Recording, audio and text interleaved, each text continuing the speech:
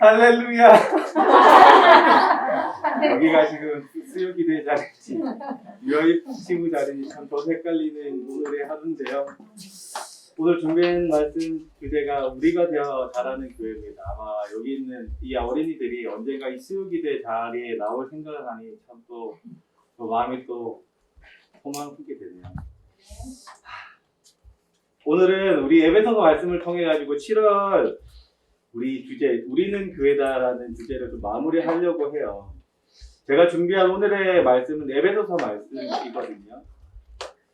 본문의 1절이 기록한 오늘 아까 읽은 거 1절에서부터 4절까지 읽었는데 사실 준비한 말씀 1절부터 16절까지 꽤 긴 절이에요. 근데 1절에서부터 먼저 이야기하는 것처럼 바울이 옥중에 갇혔을 때 썼다고 표현하고 있습니다.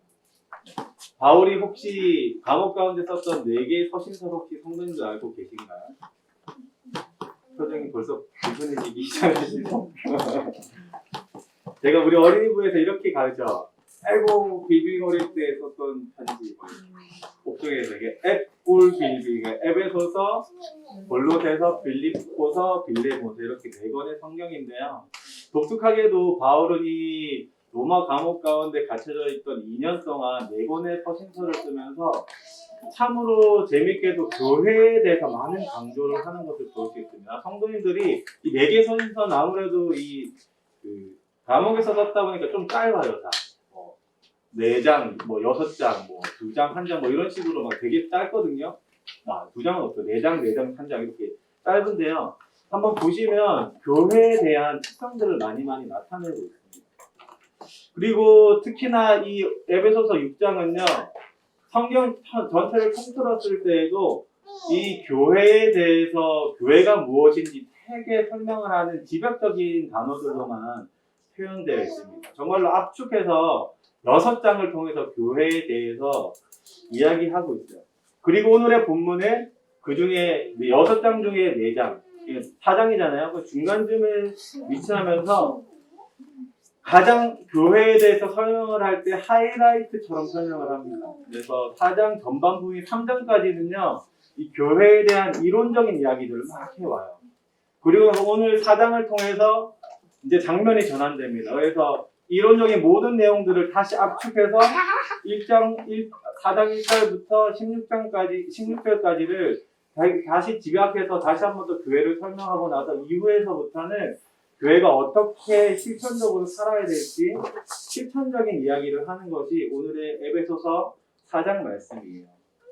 그래서 저는 오늘의 본문을 통해서 말로만 듣던 우리 많이 익숙하시지만 이 한몸된 공동체라는 이 교회의 특성, 이 교회의 독특한 특성을 좀 이해하시고 더 나아가서 이제는 교회적 삶이라는 이 단어를 이해하고 더 실천하면서 나아가는 우리 모두가 되기 주님의 이름으로 축복해 봅니다. 아멘이 안 나오시네요? 네, 아멘. 오늘의 본문은 한마디로 표현하면 3들로 나타낼 수 있어요. 우리 성경, 준비된 성경이 있으시다면 함께 한 3절 한번 읽어보도록 하겠습니다. 3절입니다. 평안에 매는 줄로 성령이 하나 되게 하신 것을 힘써 지키라. 교회는요, 성령이 하나로 되게 만드셨다고 표현해요. 그리고 성령이 평안의 띠로 하나로 묶어둔 것을 우리가 어떻게 하라고요? 힘써서 지키라고 지금 표현하고 있습니다. 성도님들 혹시 어렸을 때 지금 우리 영원이나 동석이가 해봤는지 모르겠는데 운동회 시간에 보면은 왜 2인 삼각 경기 한번 해보신 적 있으세요? 12인 13각 이렇게 다리 이렇게 묶어가지고 같이 달리는 거 있죠, 그죠? 한번 해보신 적 있으세요? 2인 삼각 경기 같은 거? 해보면요, 발로 묶어서 뛰는 게 쉽지 않아요, 그죠? 완주를 위해서는 이 3명의 4명, 2명이니까 다리가 4개지만 3개처럼 하나로 딱 묶여야지만 잘 달려갈 수 있습니다.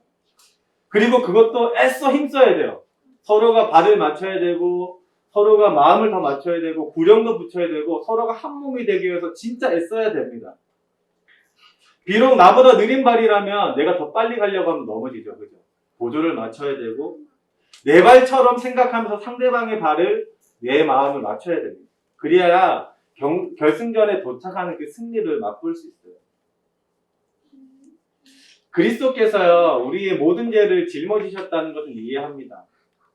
그리고 이 모든 죄를 짊어졌다는 것은 내가 받아야 될 형벌을 대신 받았다고 우리는 모두 다 이해하고 있어요. 그것이 우리의 구원이라고 생각하고 있는데 오늘의 성경은 거기에서부터 더 한 발짝 나가서 이야기하고 있어요. 마치 이 구원을 받았다는 것은 저 멀리 결승전을 향해서 우리의 발을 다 묶어서 함께 뛰는 것처럼 2인 삼각 경기가 시작되었다는 것을 표현하고 있습니다. 여기서 놓치지 말아야 하는 것은요, 힘써 지키라는 거예요. 너희는 묶인 거 그냥 풀려도 상관없어가 아니라 힘써 지키라는 뜻입니다.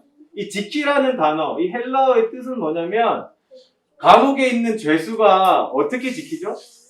눈을 부릅뜨고 도망가지 않도록 진짜 온 신경을 다 쓰잖아요. 그렇게 지키는 것을 표현하는 단어예요. 거기에 뿐만 아니라 힘써서 정말 우리의 모든 마음을 다해서 애써 하나님께서 하나로 묶어두신 이 하나됨을 우리가 포기하지 않고 풀어내지 않고 끝까지 구원의 끝까지 달려가야 될 것을 오늘 성경이 이야기하고 있는 것이죠. 많은 사람들이 지금의 시대를 이렇게 평가합니다. 혹시 이 단어를 들어보신 적 있나요? New Normal. 발음이 좀 좋아졌나요? New Normal. New Normal이라고 표현해요. 이 뜻이 뭐냐면 지금의 시대를 살아가기 위해서는 이 새로운 시대가 되었잖아요. 그죠? 또 특히나 코로나 때문에 더 달라진 시대를 살아가고 있습니다. 이 IT 시대 때문에 더 많이 세상이 급변하고 있어요. 이 변화된 세상에서는 변화된 기준이 필요하다고 표현하는 게 바로 뉴 노멀이에요. 그러니까 새로운 기준을 지금 만들어 가야 된다. 예전의 기준이 통하지 않는다는 거예요. 예전대로 살면은 지금 못 살아가니까 새로운 기준들이 기업에서부터 나 삶의 모든 표준들로 새로 뒤바꿈되어야 세상에 적응할 수 있다고 표현하는 거예요. 그리고 이 뉴 노멀 시대이기 때문에 새로운 기준을 우리도 지금 만들어 가야 되고 교회도 필요하다고 그렇게 외치고 있습니다. 지금의 교회를 한번 보세요. 한번 딱 돌아보면 점점점 개인화되고 있는 이 한국교회 현실을 보게 될 겁니다. 각자의 인생 가운데에서 서로의 인생을 돌본다는 생각하지 않고 그냥 나 혼자 이 신앙생활만 하면 된다는 되게 독특한 뉴 노멀이 우리 안에 지금 들어와 있어요. 바쁜 일상을 사니까 그럴 수밖에 없다고 생각해요. 공부할 게 많고 시간이 부족하기 때문에 잠시 예배하고 돌아가는 거 괜찮다고 표현하는 게 지금 한국교회의 현실입니다. 더 서로가 깊이 하려고 하지도 않아요. 지금은 너무나 개인화됐기 때문에 아는 것이 더 깊게 그 사람의 삶 가운데 들어가는 게 신뢰입니다라고 하는 희한한 기준들이 새로운 기준들이 지금 교회 안에 들어와 있습니다. 적당한 선상을 유지하고 개인의 삶을 인정하는 것 이것 자체가 교회에 이제는 새로운 표준이 되어 있어요. 이것은 다시 표현하면 2인 삼각 경기를 위해서 서로의 몸을 지금 묶어놨는데 서로 각자 달려도 된다고 표현하는 것과 같아요. 우리 성도님들께서는 개인화되고 있는 이 신앙생활에 대해서 어떻게 생각하고 계신가요? 물론 개별성을 존중해야 합니다. 성경도 동일하게 개인의 개별성과 각자의 삶을 존중할 것을 이야기하고 있어요. 하지만 우리가 하나 되었다는 이 공동체성을 망각한 채 그저 개인의 특성만 유지하고 개별적 삶만 존중하려고 하면 언젠가 우리에게 느끼는 성령의 띠가 틀리기 마련입니다. 성도님들도 한번 기억해 보세요. 막 달리다 보면 언젠가 각자 막 달리다 보면 그 끈을 풀리는 것을 보게 됩니다. 우리는 진짜로 개별성을 인정해야 되지만 진짜로 잊지 않아야 될 가치, 바로 이게 우리입니다. 분명히 교회는 한 성령 안에서 하나된 존재예요. 운명 공동체입니다. 서로 한 곳을 바라보고 같이 걸어가야 될 하나된 공동체예요. 그렇다면 하나님은 왜 교회를 이렇게 하나로 만드셨을까? 교회를 우리로 지은 첫 번째 이유입니다. 첫 번째 이유. 오늘 성경이 말하는 것은 부르심의 한 소망 안에서 부르셨기 때문이라고 표현하고 있어요. 얼마 전 어린이부는요, 1박 2일 캠프를 너무나 은혜롭게 마무리했습니다. 사실 이 1박 2일 캠프를 통해서 3주간 진행되었던 모든 여름 성경 학교의 일정들이 다 마쳐졌어요. 정말로 돕는 손길이 많았고 정말로 우리 임전사님이 오셔서 평가해 주신 것처럼 한 사람 한 사람이 각자의 영역에서 너무나 아름답게 잘 맡아주셔서 막 분주함 없이 막 애씀 없이 너무나 자연스럽게 또 은혜롭게 끝냈던 여름 캠프입니다. 특히나 어린이 아이들이 33명이 참여를 했어요. 이 33명은 제가 5년째 어린이부를 맡은 이래 최대 많은 출석 인원이에요. 그리고 이 33명은 교적 인원과 동일합니다. 그 말은 뭐냐면 장기 결석자 모두가 다 캠프에 참여됐다는 거예요. 특히나 그 중에는 3년 동안 교회를 안 왔던 친구도 3년 만에 왔어요. 정말로 은혜로운 여름 캠프였어요. 정말로 너무나 행복했고 저도 또한 행복했습니다.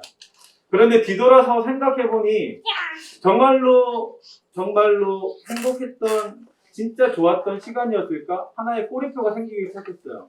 애들한테 제가 물어보기 시작하는 게 전부 다 행복했대요. 부모님들도 너무나 아이들이 행복했고 부모님들도 행복했어요. 근데 그 행복의 근원이 어딘지 계속 꼬리를 물어보니까 딱 한 가지예요. 내가 그냥 행복해서. 함께 행복하는 모습 때문에, 함께 즐거운 것 때문에 저 행복합니다 라고 표현하는 아이들이 한 명도 없었어요. 그냥 내가 즐거웠기 때문에 행복했어요. 개인의 즐거움이 그냥 행복으로만 끝나는 거예요. 누군가는 울었고 누군가는 소외됐고 누군가는 힘든 모습이 분명히 있었는데 그런 모습을 다 평가하지 않고 그저 내가 재밌었기 때문에 재밌었다는 그 평가 하나가 저를 너무나 힘들게 했어요. 그래서 참 우리 어린이부가 아직도 가야 할 길이 참 많이 멀었구나 이렇게 생각해 보게 됩니다. 그런데요, 이렇게 아이들이 여름 캠프가 너무 행복했어 라고 하는 그 모습에서 저를 발견했어요. 제가 그냥 신앙생활을 해갈 때 내가 너무 행복해 할 때 그 행복의 기준이 그냥 저 하나예요. 우리 좀 더 넓게 펼쳐서 우리 가족 하나예요. 우리 가족이 행복하면 행복한 신앙이었어요.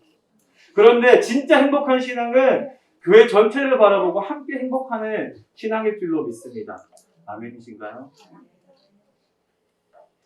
사랑하는 성도 여러분, 정말로 오늘 성경이 말하는 것처럼 부르심의 한 소망 안에서 부르심을 받은 것이 바로 교회입니다. 부르심의 한 소망, 이게 무슨 뜻일까요? 너무나 어려운 단어가 삼위의 하나님께서 너무나 개별적으로 독립성 있게 존재하는 성부 하나님, 성자 하나님, 성령 하나님께서 한 소망을 품으시고 우리를 불러주셨다는 뜻입니다. 각자 개별적인 각 존재가 한 소망을 품었다고 표현해요. 모두 한 마음으로 품은 그 소망이 무엇인지 아십니까? 바로 그것이 우리가 하나 되는 것이에요. 성령 하나님과 성자 예수님과 성부 하나님이 너무나 지극히 사랑하는 그 모습으로 하나 된 것처럼 우리도 하나 되길 소망하는 마음으로 우리를 불러주셨다는 거예요. 그것을 위해서 성부 하나님은 가장 사랑하는 아들, 유일하신 독생자를 이 땅에 보내셨어요. 그리고 우리가 너무나 예수 그리스도라고 표현하는 성자 예수님은 모든 것 다 포기하시고 십자가에서 죽으셨어요. 무엇 때문에요?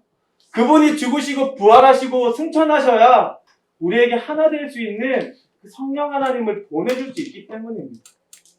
그렇다면 보내신 받은 성령님은요, 동일한 소망으로 지금도 우리 안에 역사하시면서 이 교회를 하나로 만드시려고 또 애쓰고 계십니다. 이렇게 한 소망 안에 우리가 하나 되길 원하는 마음으로 인간이 죄된 모습으로 인해서 모두 다 분리되고 끊어지고 각자의 개별성을 가지고 살아가는 존재로 뒤바뀐 것이 너무나 안타까워서 한 소망을 품고 모든 것을 이루시고 지금도 일하시는 그 소망으로 우리를 불러주셨다는 뜻입니다. 교회는 그런 존재예요. 우리가 잃어버렸던 사랑을 다시 되찾고 하나가 되어가는 존재입니다. 인간은요, 창조될 때부터 공동체적 존재로 지음받았어요. 창조될 때부터 개별적인 독립성을 유지하는 남자와 여자로 창조되었지만 한 몸을 이루도록 창조되었어요. 한번 우리 성도님들 다 여기 보시니까 다 결혼을 하셨으니까 한번 생각해보세요. 남자, 여자가 따로따로 살다가 한 몸이 되려면 가장 필요한 게 무엇이죠? 사랑이잖아요. 사랑하지 않으면 한 몸이 될 수 없습니다. 그런데 이 사랑이 날이 갈수록 식어지면 다시 어떻게 되나요? 분리가 돼요. 하나님은 이것을 너무나 잘 알고 있어요.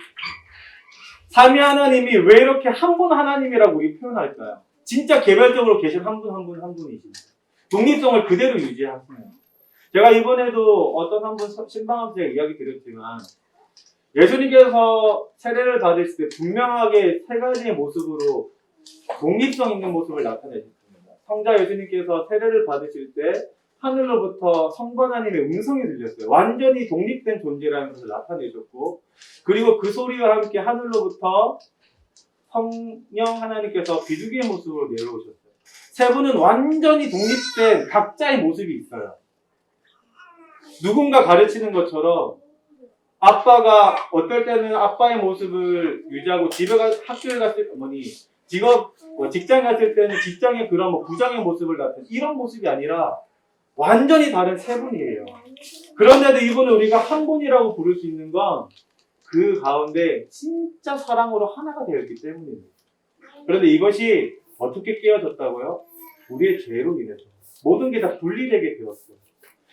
하나님께서 이게 너무나 안타까웠기 때문에 모든 것을 계획하시고 이 교회를 통해서 다시 한 몸으로 만들어 가시는 과정이라는 뜻입니다. 그러기에 우리는 개별적인 신앙이 존재할 수 없어요. 무엇보다도 한 몸 된 그 한 몸으로 달려가야 될 줄로 믿습니다. 교회를 우리로 지으신 두 번째 이유는요, 장성한 자로 자랄 수 있기 때문이에요. 우리로 지은 이유는 장성한 자로 자랄 수 있기 때문이에요. 제가 하나님께 부르심을 받기 바로 직전까지 했던 일은 뭐냐면 스타트업이에요. 스타트업. 혹시 스타트업에 대해서 아시나요? 기업을 만들어가는 그 초기의 단계를 스타트업이에요. 창업의 과정이죠. 제가 하는 일이 있음에도 불구하고 되게 바쁜 일상을 살면서 창업을 위해서 매주 토요일날 성능에 가서 미팅도 하고 6개월가량 막 준비를 하다가 결국 하나님께 부르심을 받고 그걸 다 내려놓고 지금 이제 목회자가 되어 있는데요. 이렇게 기업을 만들어갈 때, 하나의 공동체를 만들어갈 때, 특히나 이 기업이라는 걸 만들어갈 때 가장 중요한 게 무엇인지 아십니까? 많은 사람들이 이렇게 생각해요. 돈이 필요하지, 투자자가 필요하지라고 생각을 해요. 또 누구는 이런 생각을 해요. 사업의 아이템이 너무나 중요하지 라고 이야기를 하죠. 그런데 가장 중요한 게 뭐냐면 이런 사람도 있어요. 리더십도 너무 중요하지. 이 기업을 만들기 위해서 한 사람 그 리더가 진짜 중요하고 기획도 너무 중요해요. 이렇게도 이야기해요. 그런데 이 스타트업계에서 가장 강조하는 게 뭐냐면 바로 멤버십입니다. 인력이에요. 하나된 공동체. 어떤 아이디어를 가지고도 그걸 구원해낼 수 있는 멤버십을 가장 중요하게 생각해요. 팀워크라고 이야기합니다. 팀. 누구도 해칠 수 없는 그 팀워크 있는 팀은 그걸 만들어내 갈 수 있고 기업이 되어간다고 표현을 해요. 그래서 많은 모임에서 가장 우선시 생각하는 건 팀워크예요. 서로가 같은 마음으로 서로가 다른 기능이지만 한 곳을 향해서 달려가려고 노력하는 게 스타트업계의 현실입니다. 그런데 오늘의 본문도 동일하게 이야기를 해요. 하나 되게 한 것을 힘써 지키라고 이야기한 이후에 마지막 15, 16절에 이렇게 마무리를 합니다. 우리 15, 16절 함께 한번 읽어볼까요? 15, 16절입니다. 우리 함께 읽겠습니다. 시작. 우리 사랑 안에서 참된 것을 하여 범사에 그에게까지 자랄지라. 그는 머리니 곧 그리스도라. 그에게서 온 몸이 각 마디를 통하여 도움을 받음으로 연결되고 결합되어 각 지체의 분량대로 역사하여 그 몸을 자라게 하며 사랑 안에서 스스로 세웁니다. 에베소서는 우리에게 공동체로 하나 될 것을 이야기하면서도 그 안에 개별적인 존재를 절대로 무시하지 않습니다. 앞에 보았던 서두에 보았던 힘써 지키라는 그 2절에서부터 3절, 그리고 우리가 방금 읽었던 15절에서 16절, 이 사이에는 우리 황미영 권사님이 기도할 때 말씀하신 것처럼 은사와 관련된 이야기로 가득 차 있어요. 7절부터 이렇게 이야기를 합니다. 7절입니다. 우리 각 사람에게 그리스도의 선물의 분량대로 은혜를 주셨나니. 또 11, 12절 이렇게 표현해요. 그가 어떤 사람은 사도로, 어떤 사람은 선지자로, 어떤 사람은 복음을 전하는 자로, 어떤 사람은 목사와 교사로 삼으셨으니 이는 성도를 온전하게 하여 봉사의 일을 하게 하며, 그렇게 해서 어떻게 뭘 세워간다고요? 그리스도의 몸을 세우려 하십니다. 각 마디에 도움이 없으면 사람은 자랄 수 없습니다. 손의 기능이 없으면 밥을 먹지 못해요. 밥을 먹었다는데 내장이 기능을 하지 못하면 소화시키거나 영양분을 흡수할 수 없습니다. 뿐만 아니라 내가 시키는 대로 온 몸이 컨트롤되지 않으면 몸을 세워서 살아갈 수가 없어요. 모두 다 한 목적 안에서 각자의 기능을 유지하지만 한 몸이 되었을 때 우리는 온 몸이 건강하게 자라게 됩니다. 이 손이 귀찮다고 밥을 먹지 않으면 어떻게 될까요? 장이 진짜 탈이 났을 때 우리가 어떻게 되나요? 마찬가지 일을 지금 성경이 지금 이야기하고 있는 거예요. 사랑하는 성도 여러분, 교회는 유기체적 공동체예요. 유기체적 공동체. 생명력이 있는 존재입니다. 한 사람 한 사람이 성령의 띠로 메어져서 한 몸을 이루고 있는 유기체적 공동체예요. 반대로 말하면 이곳에 계신 한 분 한 분이 중요해요. 지금 아무것도 할 수 없는 것 같은 이 지하조차도 하나님 안에서 너무나 특별한 존재고 교회를 위해서 너무나 소중한 존재라는 뜻입니다. 무시할 수 있는 존재 한 존재도 없어요. 반대로 혼자만 대단한 존재 하나도 없어요. 모두가 각자의 기능을 유지하고 서로가 한 몸 되었을 때 교회는 자라난다고 지금 성경이 이야기하고 있는 것입니다. 더 나아가서 내장은 눈에 보이지 않는 곳에서 일을 하고 있어요. 이 내장을 밖에 튀어나오려고 하면 어떻게 되나요? 또 반대로 손은 눈에 보이는 곳에서 현란한 손재주를 가지고 움직여야 되는데 이 손재주가 부끄럽다고 뒤에서 숨어서 하려고 하면 어떻게 돼요? 각자의 기능, 하나님이 만들어주신 그 모습 그대로 각자의 역할을 해갈 때 교회는 자라날 줄로 믿습니다. 그런데 이 말을 뒤집어서 이야기해보면요. 내가 지금 기능을 하지 못한다면 반대로 교회는 점점점 죽어간다는 뜻이에요. 내 역할을 온전히 행하지 못하면 교회는 어떻게 된다고요? 그리고 이 역할은 한 사람에게만 역할이 주어진 게 아니라 교회로 부름받은 모두에게 역할이 주어져 있습니다. 아마 신앙생활을 하다 보면 한 번쯤은 이런 생각할 거예요. 저는 15년 동안 생각해왔던 생각이 있어요. 그게 뭐냐면 꼭 교회에 나가서 신앙생활을 해야 되나? 꼭 교회에 나가서 예배를 해야 하나? 라는 질문이었어요. 그리고 15년 동안을 이렇게 대답해왔어요. 가능하지. 예수님 믿는 게 꼭 누구의 도움이 필요한가? 예배를 하는 것이 누구의 도움이 필요한가? 혼자도 할 수 있지. 그런데 오늘의 말씀을 자세히 보면 이렇게 말하는 것 자체가 신앙의 미성숙한 단계, 어린 아이의 모습이라고 평가하고 있어요. 우리 함께 11절부터 14절 함께 한 목소리를 한번 읽어보도록 하겠습니다. 함께 읽겠습니다. 그가 어떤 사람은 사도로, 어떤 사람은 선지자로, 어떤 사람은 복음 전하는 자로, 어떤 사람은 목사와 교사로 삼으셨으니 이는 성도를 온전하게 하여 봉사의 일을 하게 하며 그리스도의 몸을 세우려 하심이다. 우리가 다 하나님의 아들을 믿는 것과 아는 일에 하나가 되어 온전한 사람을 이루어 그리스도의 장성한 분량이 충만한 데까지 이르리니 이는 우리가 이제부터 어린 아이가 되지 아니하여 사람의 속임수와 간사한 유혹에 빠져 온갖 교훈의 풍조에 밀려 요동하지 않게 하려 합니다. 아멘. 교회 하나된 진짜 어렵습니다. 아픔도 있고요. 상처도 있고요. 그래서 교회에 나가고 싶지 않은 모습들이 있어요. 혼자만 신앙생활하고 그저 대형교회 가거나 나를 신경 쓰지 않는 교회에 나가서 출석하는 이 신앙생활이 너무나 달콤해 보일 때가 있어요. 그런데 그 모습은 오늘 성경이 어린아이와 같은 미성숙한 모습이라고 성경이 말하고 있습니다. 반대로 사람들을 통해서 상처만 받고 있는 그 모습 자체가 어린아이와 같은 모습이라고 이야기하고 있어요. 우리 오늘도 이렇게 아이들이 나와 있지만 제가 매주마다 목격하는 한 장면이 있어요. 잠옷실에 딱 올라가면 유례 없이 3명의 아이들이 싸우고 있을 때를 봅니다. 우리 이준이야, 라온이야, 또 우리 지호가 셋이서 막 각자 뭐 장난 가지고 싸우거나 아이들 모여있을 때 싸우는 소리가 안 들릴 수가 없어요. 어른들이 딱 보면 꼭 그렇게 싸워야 될 일이 같지 않은데 아이들은 싸웁니다. 어린아이들끼리 모여있으면 싸워요. 교회에 분란이 많고 힘들고 상처가 많다는 건 반대로 우리가 아직 미성숙한 단계라는 뜻이에요. 어린아이들끼리 모여있는데 왜 어떻게 상처가 없겠어요? 어떻게 싸우지 않겠어요? 어떻게 마음 상한 일이 없겠어요? 아직 배려할 수 있는 단계로까지 한 몸을 이루어 사랑할 수 있는 단계까지 성장하지 못했기 때문에 자연스럽게 일어나는 일입니다. 그러면서 또 그렇게 싸우면서 반대로 점점점 성장하게 됩니다. 사랑하는 하늘꿈 성도 여러분, 우리는 진짜로 어른이 되어가야 합니다. 영적인 어른이 되어가야 해요.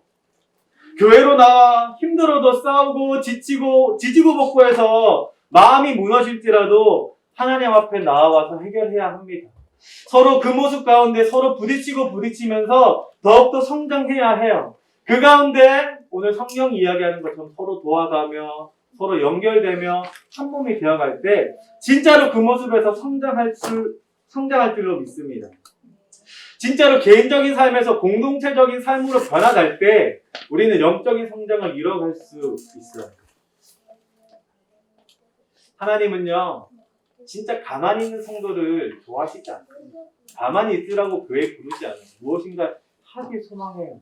그게 눈에 보이는 일이든 눈에 보이지 않는 일이든. 그저 예배에만 출석하는 교인이 그런 성도님이 되지 않길 소망합니다. 오히려 서로 도와가면서 함께 영적 어른을 꿈꾸는 모습으로 자라다는 저와 여러분 되길 소망합니다.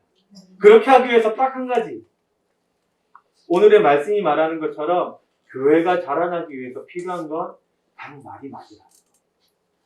나에게 분명히 하나님이 맡기신 역할이 있다는 것.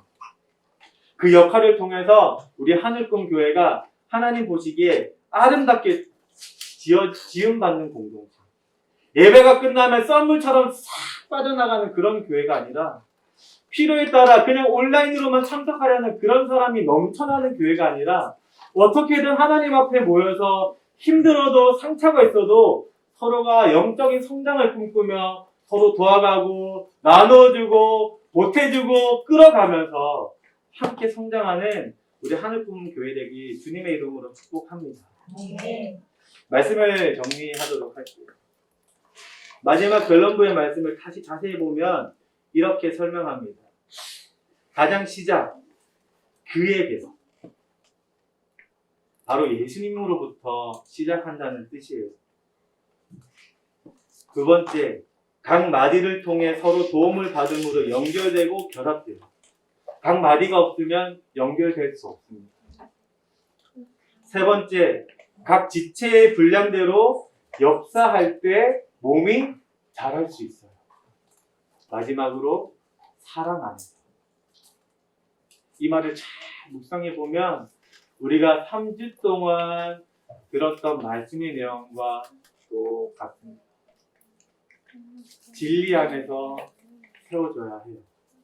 진리 위에서 세워져야 합니다. 예수님을 통해서 세워져야 하고요. 마지막에서 표현하는 것처럼 사랑을 표현함으로 우리는 진짜로 성장합니다. 그리고 그 모든 것들 중에 가장 중요한 거, 핵심, 바로 우리가 되어. 바로 우리가 되어.